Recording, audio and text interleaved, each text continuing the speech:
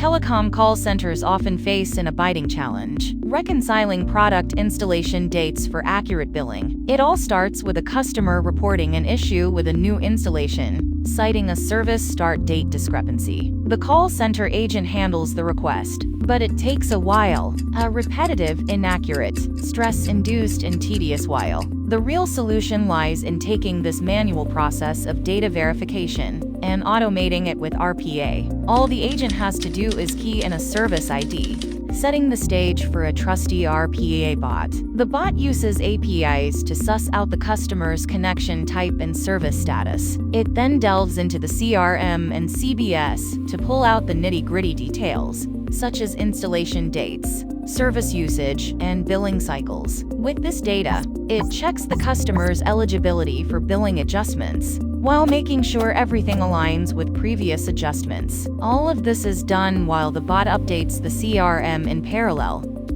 The bot displays a summary of adjustments to the agent for final confirmation. It's like a symphony of data precision and excellent customer service, all rolled into one. This entire process took minutes previously, but now only takes seconds. And in the realm of customer service, every second matters. This is the future of call centers, where automation simplifies challenges, making work smarter and more efficient.